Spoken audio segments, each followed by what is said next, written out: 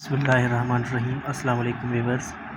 آج کا جو ہمارا ٹاپک ہے وہ ہے تعزیرات پاکستان کی دفعہ 203 کے مطابق جھوٹی اطلاع دینا ہے۔ آپ نے سنا ہوگا کہ فلاں نے 15 کی کال کی اور پولیس نے اس کے اوپر جھوٹی کال کا مقدمہ دے دیا۔ ٹھیک ہے، بعض دفعہ لوگ جو ہیں فیک کال کرتے ہیں 15 پر یا پولیس کو جھوٹی اطلاع دیتے ہیں، تو پولیس جو ہے پھر ان کے خلاف 203 کے تحت کارروائی کرتی ہے۔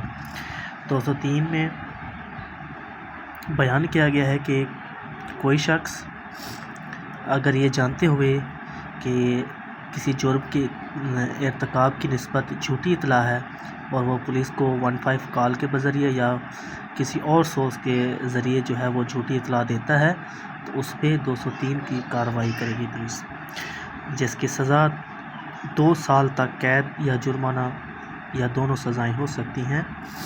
اس کا مطلب وہ معلومات پہ ڈیپینڈ کرتا ہے وہ کس طرح کی سنگین معلومات دیتا ہے، یا ایسے فیک کالز جیسے ہو گئیں اس طریقے سے وہ پولیس کو گمراہ کرتا ہے، تو اس کے حساب سے جو ہے سزا دی جا سکتی ہے۔ سزا 2 برس تک، اس سے زیادہ نہیں، اس سے کم ہو سکتی ہے، اس سے زیادہ نہیں ہوگی، اور قید یا جرمانہ یا دونوں سزائیں ہو سکتی ہیں۔ ضابطہ اس کے خلاف کارروائی کیسی ہوگی؟ ناقابل دست اندازی جرم ہے یہ۔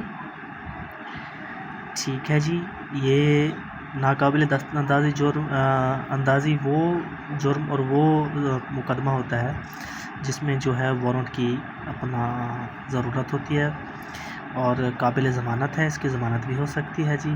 ناقابل راضی نامہ اس لیے کہہ رہے ہیں کیونکہ اس کی جو مدعی ہوتی ہے وہ خود اسٹیٹ ہوتی ہے، خود پولیس مدعی بن جاتی ہے، تو اس کے جن مقدمات کی جو ہے وہ مدعی حکومت ہو تو اس کا جو ہے راضی نامہ نہیں ہوتا۔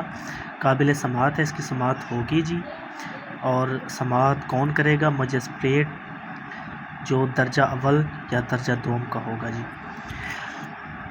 اس کے اباؤٹ کوئی کویشچن ہے تو آپ کمنٹ باکس میں جو ہے کویشچن پوچھ سکتے ہیں، انشاءاللہ بر وقت آپ کو رپلائی کیا جائے گا۔ السلام علیکم۔